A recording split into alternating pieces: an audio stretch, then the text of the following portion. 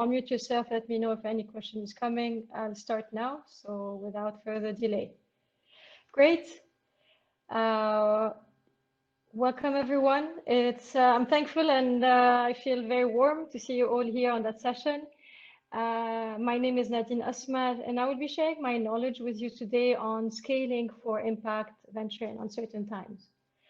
As a catalyst or an enabler of impact leadership and lead facilitator and coach for IES Social Business School, I really strive to build the capacity holistically, guiding them in developing a sustainable and innovative solution for their venture, equipping them to grow human-centric organization that will rebalance the relationship between society and business, purpose and profit, individual and organization, rational emotion, and a bottom line approach. Because once we have a positive impact on people and planet with an ethos to match, we guarantee a place for our organization in the future. So in today's session, we're going to define and align on what impact venture is and discuss a few approaches and strategies following our INSEAD and IES methodology to scaling your impact with some international testimonials and example followed by Q&A at the end. So if you have any question, please write it in the chat and I'm happy to pick it up as we go. Apologies, I cannot see the chat in the same time due to the Hopin new app. So I'm counting on Charles and thankful for Charles and Jessica's support. So to align, let's kind of agree on what impact venture is. According to you, what is really impact venture? I'm coming to the chat. Anyone has an idea of what impact venture is?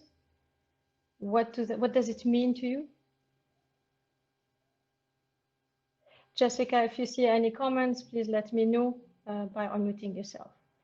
So basically, impact venture, when we say impact venture, aims at solving an important and neglected problem in the society through a sustainable solution, creating value here, and not only capturing financial profit, creating value as a way to mobilize the resources available until the problem itself is solved. So it's not just, if you want, an initiative. It becomes an innovation when it proves to be working. So I can give you an example of Muhammad Yunus, Nobel Peace Prize winner, who wrote the book A World of Three Zeros. Super interesting, highly recommend for those who like to read. So he noticed that in Bangladesh, the traditional banks did not want to make tiny loans at reasonable interest to the poor due to high risk of default. But he believed that, given the chance, the poor will repay the money, and hence microcredits was a viable business model back then. We're talking 2004. In a country with large farming area, he saw an alarming high rate of poverty and slavery. So he started to give to two poor entrepreneurs who are really below, if you want, poverty level. And he started to give it specifically to women, not men. We'll talk about it another time, and group of women, so to avoid family and husband taking their money. So hence, not only the women were able to start their business, but also as a positive spillover, they educated their kids at school. In this way, he contributed to breaking the cycle of poverty. So just also to clarify of what impact venture impact is economy is not, and that these we see many times some confusion around. So it's not about only giving disadvantaged people money. So I gave them money or I included them in the business, but made them work 12 hours or they're not benefiting or I'm not solving their problem. So that's not impact economy. 2, it's not about charity. It's not about giving money to the poor. 3, it's not social activism, whereby I'm doing a campaign to, I don't know, clean the streets and so on. So it's an initiative, it's social activism, but not impact venture. Also, it's not a CSR where a big for-profit corporation just sponsor or donate or plant the tree is nice, but it's not solving a problem. It's also not societal economy. What we mean by this, you know, like when you think a group of enterprise and co-ops, so they do work in collaboration with each other to support, but they're not, again, solving a big problem. They have their own collaboration that works. Obviously, we're not also looking for exceptional, unrealistic things, which is finding Mother Teresa and Richard Branson in one person, making it happen. So, and as an example, I like to bring the diverse example, local, international. You have Specialist Turn. It's an organization that focuses on autists. So, you know, there are a big number, and it started in Denmark in 2004, whereby we noticed that they are excluded, though they have a big competence on doing routine work and doing it perfectly well. So in that organization, they recruit autists, and they are the business consultant, and their services are sold. So in that aspect, I'm helping them to sustain and including them in the work-life ecosystem. A general thing also to highlight an impact life cycle, and this is to be clarified. Now it's important to differentiate at which level we are in order to know if I'm ready and need to scale or not. So if you look here at the level of entrepreneurship, and here it takes 1 to 3 years, I'm at a phase where the challenges, I'm still at ideation. I want to innovate my solution. I want to try to see the resources and kind of managing the resources. And that period, I have different needs. I need to innovate and to validate my solution. When it comes to the next phase, which we're talking, generally speaking, above 3 years, it's more moving from being an entrepreneur to managing a structure. And here I need to mobilize, codify my solution, have processes, and kind of make sure my business model is sustainable and ready to scale. And here it's more organizational challenges and that requires another skill set. And finally, the advocacy. So when we look at it, I'm curious to know, unfortunately, I go to the chat now. For those, if you're an entrepreneur or work with entrepreneurs, at which level of their impact life cycle are they? We'll have a look, if any. Okay. So if you feel like writing, I'll have a look later on where the entrepreneur you work with in the impact ventures or you are at which level. Because it's interesting to have clarity on that. Based on this, then I can plan. Are they ready to scale and assess it? So to answer, I think Asma's comment in the chat, to assess if I'm ready to scale, there are a few things to look into. So the first thing I need to check, are they ready? When I say, are they ready to scale, I'm thinking, is their solution simple, robust enough to be scaled? Is their business model adapted to scale? So for each of these questions, it's a big conversation for sure. The second bit is relevance. Today, is my solution endorsed by all stakeholders or just one or two? Is there enough demand? Because we might say, oh, it's a nice solution, but there is no demand to scale more in order to do more and continue on my venture. And obviously the financial model, how is it and does it help me to kind of scale? The third point is risk. What are the risks am I taking? And what is the risk in scaling? Is my solution affected by the context? Did I check the barrier of entry to a new market? So here I'll give you an example. I don't know if you heard about Nuru Energy, which is a great case study given. It started in Rwanda, where the majority of the rural area were poor. So desperate for a little light, which is, as you know, energy is one of the key resources. So what they do is burn kerosene, which obviously is dirty fuel sources that was widely available, but it emits CO2. It leads to causes of respiratory illnesses and causes household fires and hazards. And the problem is they're outside the grid of electricity and it's not going to happen. So what Nuru did is offering off-grid solution, taking into account that they cannot pay for it.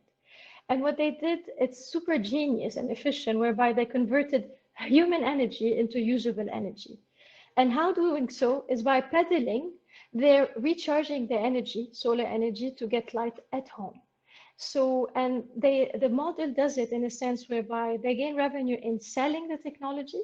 So the beneficiary sells it, so gains money, and also by recharging, they also can be paid for their recharging.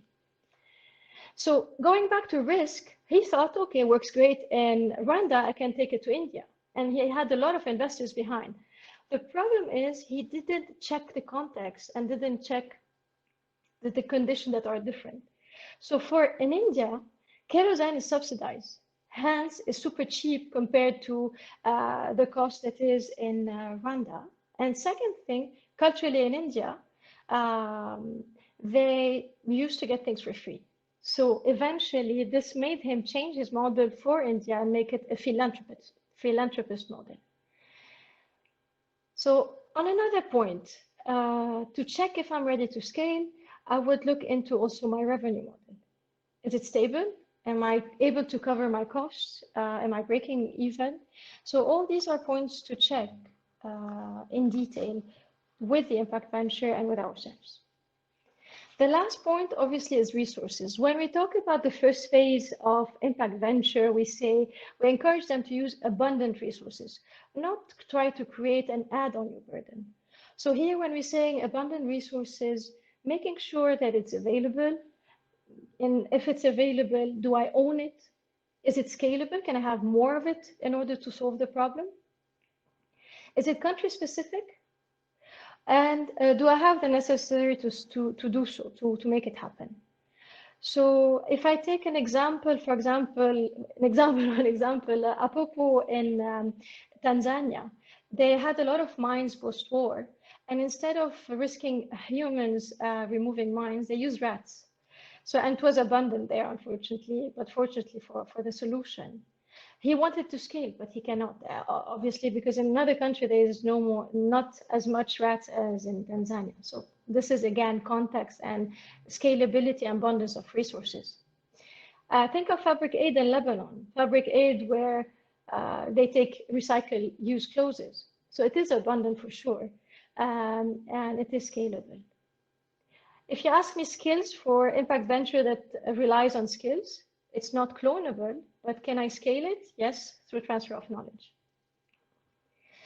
So, and in order to pick which I'm going to focus on, I need to take into account, does it bring me impact? Does it increase my impact? And does it help me to grow? Whatever doesn't, I will or discontinue it or contract it. So it's very important to keep that in mind when I'm picking my revenue streams and from where I'm getting it, and picking also my resources. So in order to look into what to scale, and that answers the question in the chat, we need to look into first what exists as competitive solution. So before going into the market, we call it the alternative dominant solution for a reason. Meaning what exists in the market, maybe they're solving part of the problem, or they're solving it but have negative effect. For example, I'm collecting rubbish from the streets, but I'm putting them in dumpsters and fields. So here, finding the solution whereby what exists and what is in consequence my zone of intervention, where I can innovate, my zone of innovation. The second bit, in order to scale, to look into, of course, technology. Today, we have the chance to have that experience together, thanks to technology, to the tech, and we're all regional. So that's an example, but it helps always to make it happen. The third thing is thinking of the unit I want to scale. You cannot scale everything, all your revenue stream, all your activities. You will pick which one. So do I want to have more sessions? Do I want to have more shops? Do I want to have more artists working? So agreeing on also my unit of scalability. And for that, I need to determine, and that's super important, my minimum critical specification as an impact venture in order to know what to scale.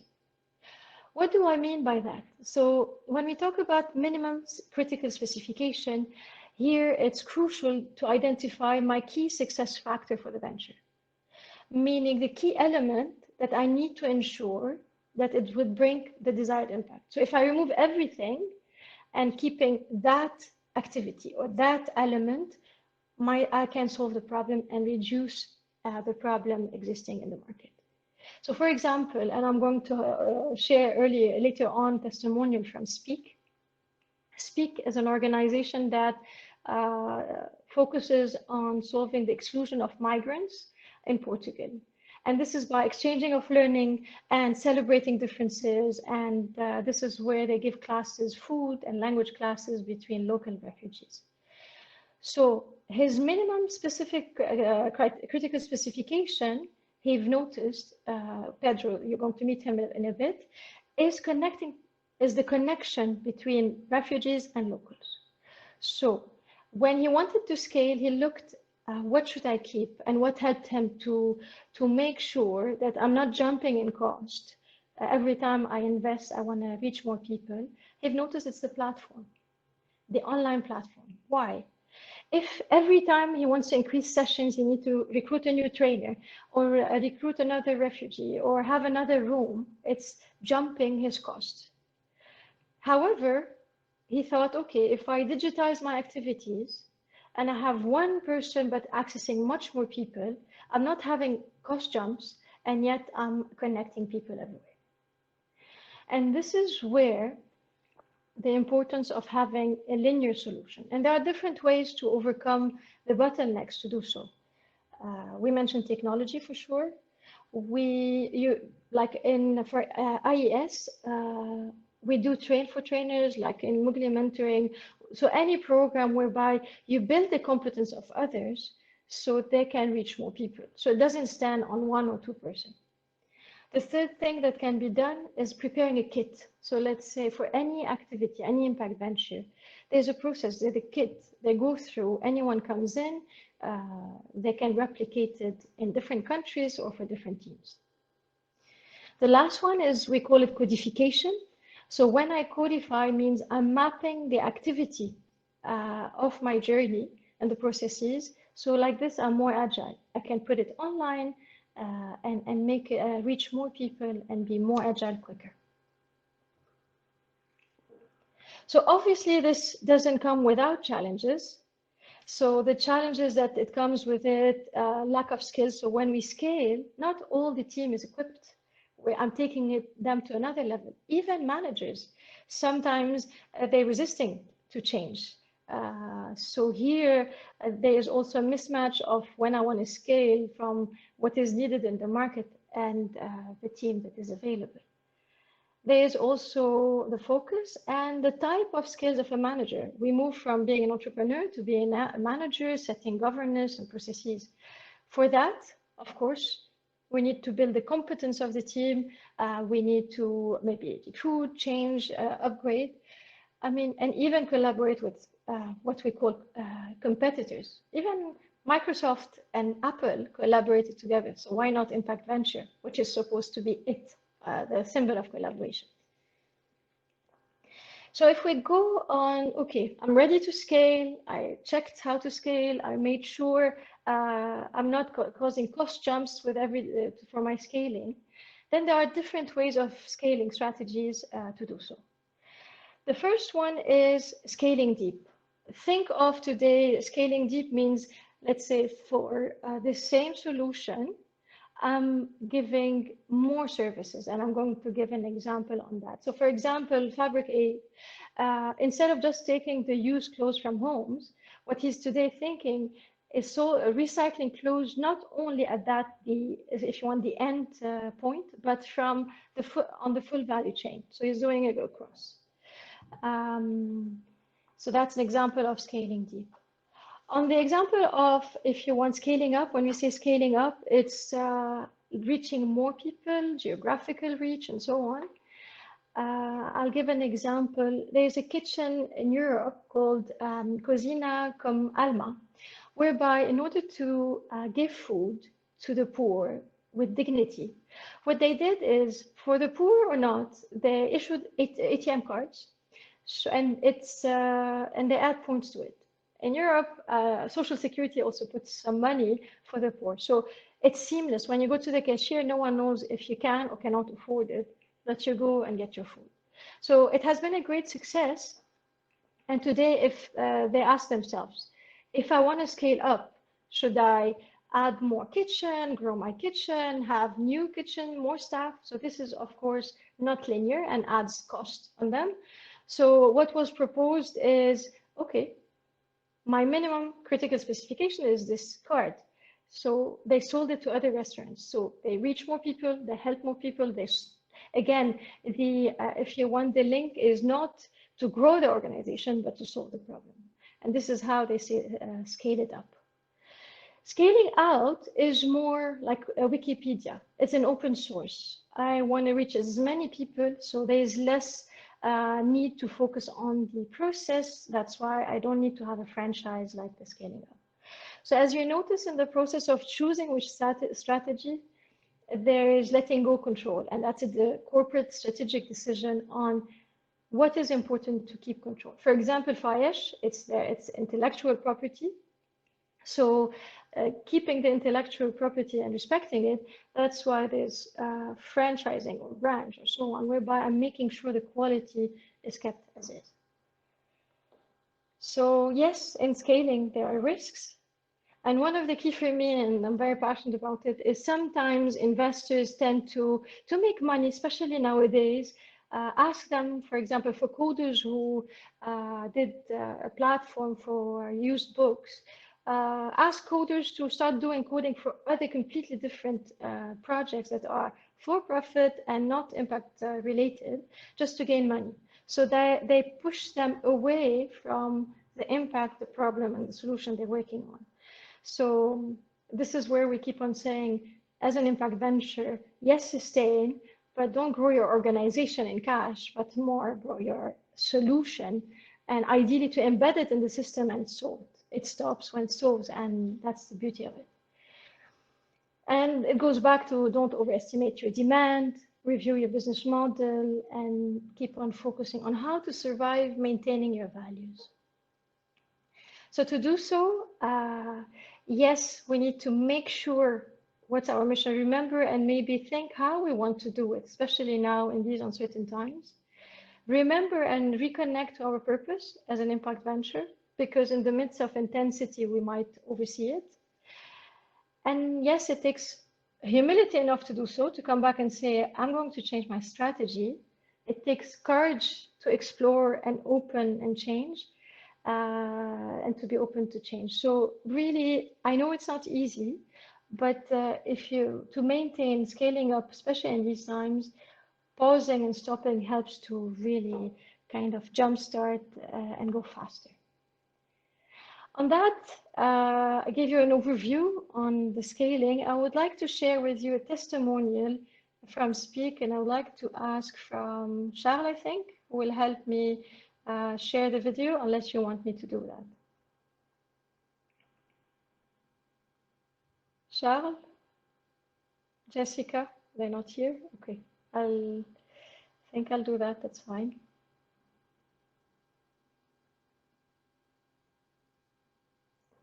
Thank you for your patience. So this is just for you to know, the founder of Speak. He's a bit shy, but super impactful venture. And he's sharing his testimonial on how they made it happen in Speak. And I hope you hear it well. Here you go.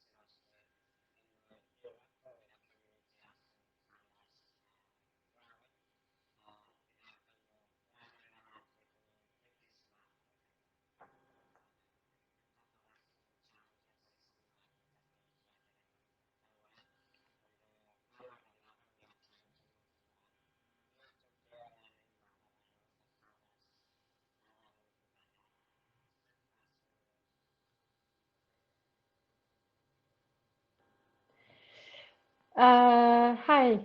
So that's a testimonial from Speak from Pedro. I hope you enjoyed it. So on that note, I would like to open the floor for those who have questions. Anyone who would like to ask for a question, so you can write it on the chat or ask and I can unmute you and bring you to the stage. Impact venture, yes, Hani. So on impact ventures versus, so impact social enterprise doesn't have to be, I think I mentioned in the myth. So one thing, it doesn't have to be non-profit or for-profit. The difference between both is it doesn't have to be only social.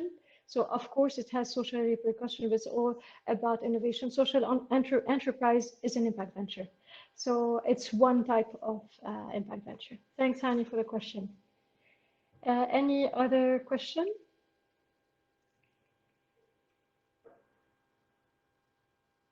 And if you wish to have your voice heard, raise your hand or write it here, I can do so. What ventures you've worked on?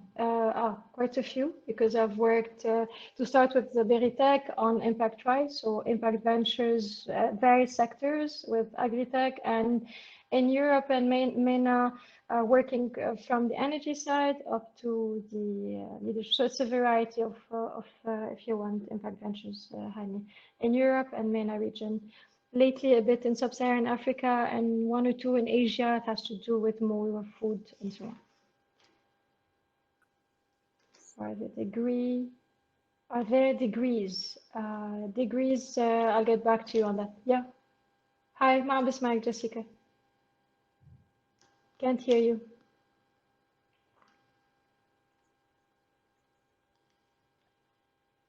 There is, as I mentioned, Hani certification, the good ones, I believe, the INSEAD and so on. If you can repeat the names of the company you mentioned, sure. I mentioned few of them. I'll write it on the chat. So I mentioned Speak, Okay, Nadia. IES. Yes, I can hear you. Yes, yes, I can. Sorry, my connection. And Apopo, I mentioned. Specialist turn. Voilà. Yes, Jessica. Now I cannot hear you. I was able to hear you before.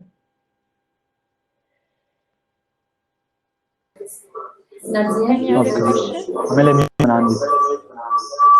Okay, Nadine, بس Yes, Jessica, سمعتك. Yes.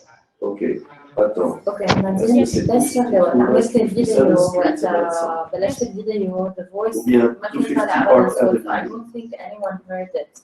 46 عم بسمع حدا تاني جيسيكا معك. Yes, please. إذا بدكم على speak. So I'll repeat so what if you speak can said. wrap it If up. that's what you're saying. And give them like a conclusion of what you said. أكيد. Thank you. أكيد. So speak speak مثل ما قلت هو he tackles the exclusion of refugees with the local community. So what Speak does, خلقوا activities, classes where refugees and local, they're teaching each other about food and language and so on. So to scale up, مثل ما أعطيت بالexample, to scale up فكروا إذا بده يزيدوا number of sessions to have more beneficiary عم بيخلق cost jumps. يعني it's not linear. عم بيتكلفوا زيادة. So what he did, he put it online. So صاروا modules, the processes, so people connect. Instead of me doing a session only in a room of 20, there would be 100 in the room benefiting and people talking and having conversation. So that was one way as I would going to scale up for him. Then what they did, they wanted to reach more countries and they were trying different models. So هاللي بلشوا فيه to control, they wanted to control quality and service and relationships. So it relies also on relationships. So what they've done is firstly try to employ people. It was quite expensive and very difficult to manage. So what they ended up learning is doing franchises or giving licenses. So let's say we in Lebanon want to have them. They have a package with a coded kit.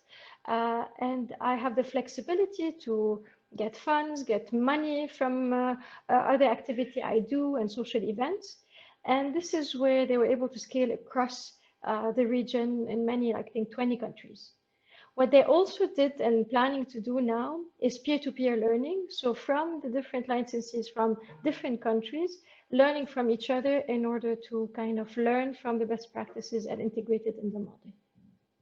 I hope that clarifies. Is there any other questions?